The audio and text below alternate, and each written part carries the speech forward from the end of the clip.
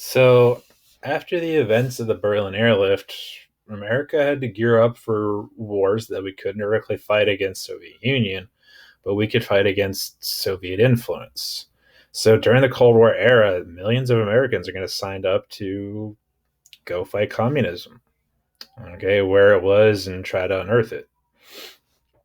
So, these guys, in their minds, were defending the American ideals of democracy and freedom. And we were going against the evil, godless communists who wanted to take all your stuff and wouldn't let you do you and wouldn't let you vote in the government.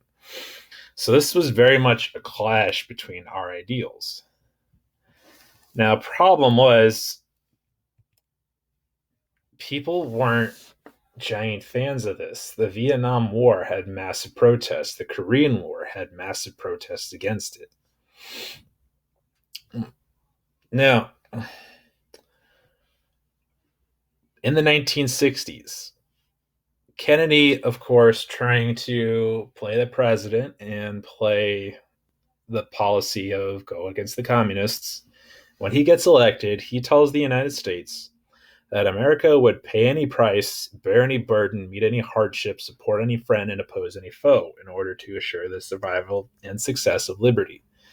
So Kennedy, who's getting geared up to go into the Vietnam War, is saying, we're going to do what it takes to get rid of this enemy, the enemy being communism.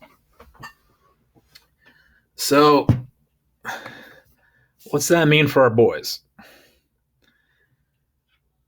He's going to ask the country, ask not what you can do, what your country can do for you, ask what you can do for your country. What are you going to do to fight communists? Well, we all know how it ends with Kennedy.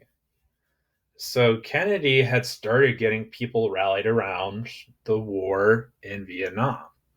He convinced people it was a good thing to do. But Kennedy gets assassinated in 1963. He's in a parade in Dallas, and trust me, he did get assassinated despite all the conspiracy theories out there. All right. So he had just started getting troops into Vietnam, but now that he's dead, now that he was assassinated by a guy who was mentally ill, um, this just caused deeper divisions about what we should be doing in Vietnam. We have those who, on one side, who are saying, yes, we should keep going in Vietnam. And then we have other people in the United States who are saying, no, our leader just got killed. We cannot do this. Now, whatever happened, America ended up going to Vietnam, and large numbers of troops are going to be put there by Lyndon Johnson.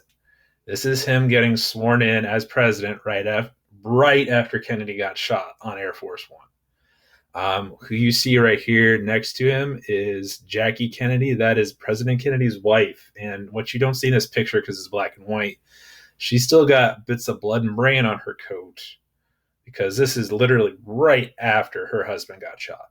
I could not imagine what that woman's going through. So back to Lyndon Johnson. He is going to escalate the war in Vietnam. And people are thinking, why are we supporting a war led by a guy who's taking over for the president we elected? We don't like him. And the Vietnam War is also super unpopular. This is one of the first wars that is fully publicized on TV. People knew what the soldiers over there were doing. And back at home, we're getting all sorts of reports of soldiers doing awful things. We're watching jungles get burned by napalm. We're watching villages get blown up with dynamite. We're seeing women and children in pain and crying. So unlike the veterans of World War II who came home to a supportive nation, if you fought in Vietnam, you returned home to people who often didn't care about you, because the Vietnam War wasn't popular. Therefore, you were unpopular for fighting in it. And it wasn't going to be until several years after the end of the Vietnam War that we're going to start forgiving the Vietnamese veterans. Okay, so these guys often came home to things like this. Like, this is Lieutenant Dan. I don't know if you've seen Forrest Gump, but this is Lieutenant. This is Forrest Gump's drill sergeant, Lieutenant Dan. Now, Lieutenant Dan was fighting in Vietnam when he and Forrest Gump got caught in this skirmish between him and the troops. And Lieutenant Dan lost his legs. Now, Lieutenant Dan comes home and people think, oh, this guy lost his legs. He must be a Vietnam War soldier. He gets harassed. He does not get support.